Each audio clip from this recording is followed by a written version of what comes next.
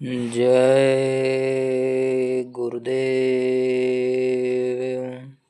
देखिए प्रेमी भाई बहनों, परमार्थी वचन संग्रह पत्रिका में तीसरी पुस्तक पढ़ रहे हैं हम, प्रतिदिन के विचार। उसमें हम पिछले 7 नंबर तक आपको बता चुके हैं। अब हम आगे बताएंगे आपको। सत्संगी के आपस के व्यवहार। नंबर 8, सत्संगी जनों को आपस में किसी प्रकार की तनातनी नहीं करनी चाहिए और कोई ऐसा शब्द प्रयोग नहीं करना चाहिए जिससे दूसरों को दुख हो। वचन उतना ही बोलो जो दूसरा आसानी से सहन कर सके। इस बात का सदा ध्यान रहे कि दूसरा अपने से दुखी ना हो और परमार्थ की सीढ़ी से उतर न जाए। वचन तौल कर मुँह से निकालो, सबको प्रिय भाव में लो। वह तुम्हारे साथ प्रेम से ना बोले तो वह दुखी ना हो। अब हेडिंग है, वास्तविक दर्शन किसे कहते हैं। नंबर 9, कुछ लोग दर्शन के विषय में बहुत धोखा में पड़ जाते हैं, इसलिए इसे भी कुछ साफ किए देता हूँ ताकि गलती ना हो और वह अपने उद्योग से हाथ ना खींच ले। यह संपूर्ण जगत कल्पना की ही मूर्ति है। जिस तरह बर्फ के अंदर जल के और नमक के अंदर नमक के परमाणु ही रहते हैं, उसी तरह वाणी के अंदर कल्पनाओं का भंडार रहता है। इन सारी कल्पनाओं को त्याग के एक कल्पना को पकड़ना ही साधना कहलाती है। ऐसी कल्पना को पकड़कर जब साधक अभ्यास करता है तो आगे उसी कल्पना का रूप बन जाता है अथवा वहाँ कल्पना के अंदर समावेश हो जाती है। जैसे महर्षि पतंजलि ने बताया है, ऐसी अवस्था होने पर वह वही कल्पना साक्षात मूर्ति बनकर स्वप्न में या ध्यान में सन्मुख आ खड़ी होती है। कभी स्थूल सूरत में और कभी प्रकाश की शक्ल में।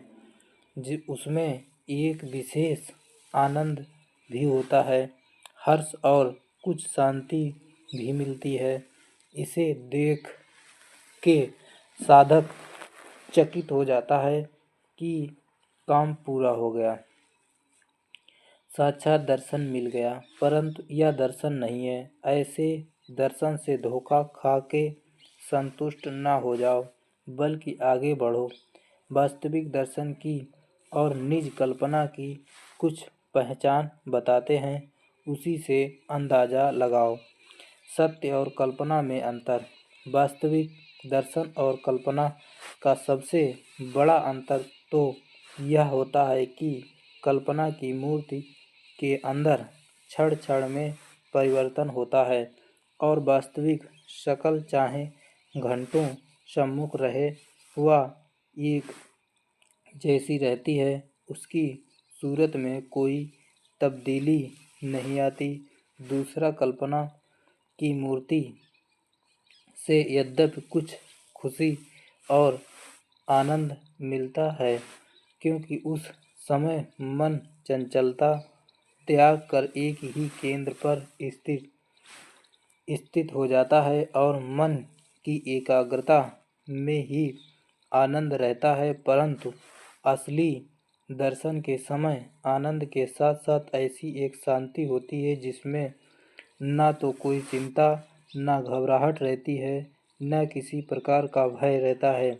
जैसे सती अपने बलवान पति को समीप देख के निर्भय हो जाती है, जैसे निर्बल बालक अपने माता पिता की गोद में बैठते बैठ के सारी व्यवस्थाओं से अपने को मुक्त देखता है, वैसे ही उस समय उपासक की दशा होती है। वह अपूर्व ढाढ़स और साहस अपने में पाता है, सारी अलौकिक शक्तियाँ अपने अधिकार में देखता है। उसे ऐसा प्रतीत होता है मानो कामधेनु और कल्पवृक्ष दोनों उसके आश्रम में ही आ गए हैं और मन चाही वस्तु देने को खड़े हैं। उतनी देर के लिए जीव की अल्पज्ञता जाती रहती है, वह सर्वज्ञ हो जाती है। नंबर हेडिंग है कामधेनु और कल्पवृक्ष। कामधेनु और कल्पवृक्ष एक प्रकार की शक्तियाँ हैं जो साधन करते करते उपासकों में आ जाती हैं। कामधेनु का अर्थ है कामनाओं अर्थात मुरादों को पूरा करने वाली शक्ति।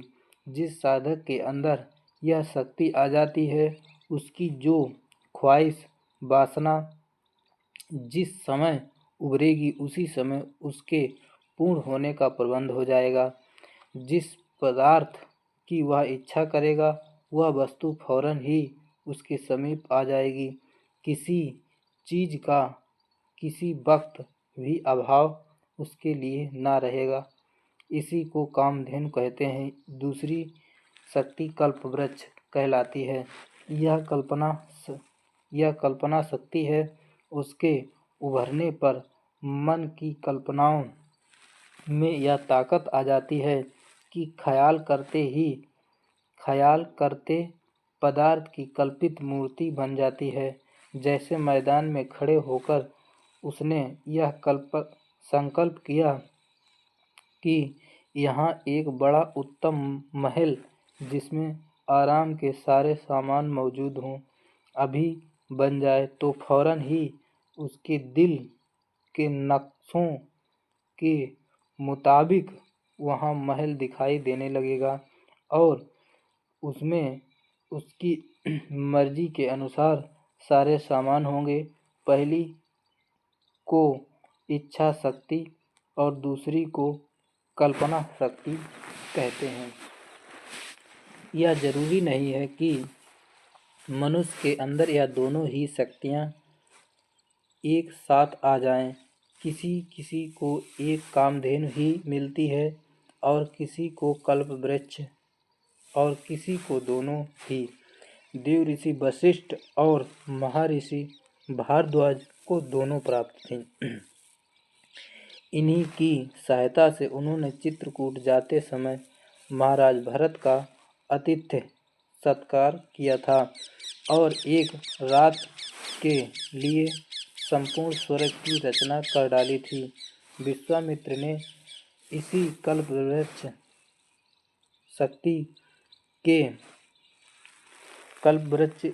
शक्ति के सहारे दूसरे ब्रह्मांड की रचना की थी और उसमें मनुष्य, पशु, पक्षी, देवता, दैत्य सभी बना डाले थे। अब भी गुरु कृपा और उद्योग से मनुष्य ऐसी सामर्थ्य पा सकता है। स्वभाव परिवर्तन हेडिंग है। नंबर 10 सबसे बड़ा अंतर स्वभाव परिवर्तन का होता है। वास्तविक दर्शन के पश्चात मनुष्य का दम बदल जाता है। उसका रहन सहन, उसका दूसरों के प्रति व्यवहार, उसके अंदर के भाव व वृत्तियाँ कुछ और हो जाते हैं। बहुत से लोग कहते हैं कि आज हमको भगवान के साक्षात दर्शन हुए, परंतु आगे चल के स्वभाव और व्यवहार वैसा ही दिखाई दे जैसा कि पहले था, तो समझ लेना चाहिए कि यह दर्शन नहीं कल्पना थी। कई लोग ऐसी ही ढींग मारते रहते हैं और कहते फिरते हैं कि हमें दर्शन हो गया है, परंतु काम, क्रोध, लोभ, मोह, ईर्ष्या इत्यादि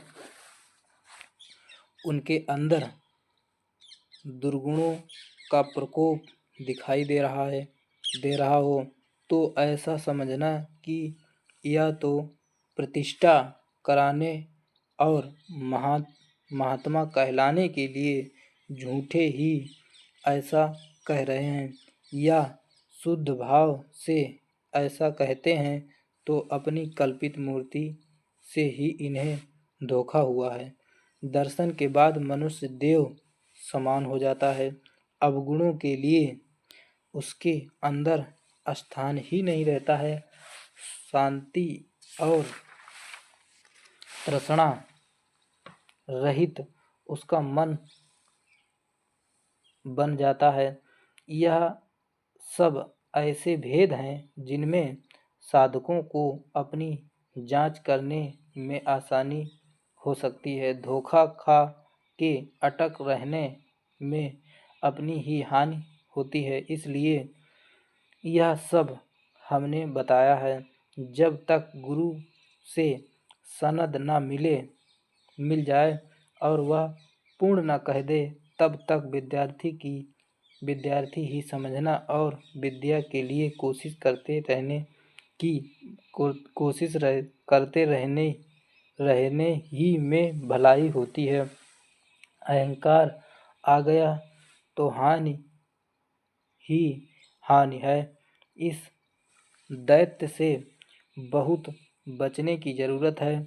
आगे उपासना का वह मुख्य साधन जिससे रीझ के भगवान बस में होते हैं और दर्शन देते हैं बतलाएंगे, पर गुरु प्रसन्नता पर दर्शन स्थिर होगा। बगैर गुरु के बिना दर्शन सदा कल्पित होते रहेंगे और मन स्थिर ना होगा। जय गुरुदेव। अब इसके आगे हम आपको आगे बताएंगे।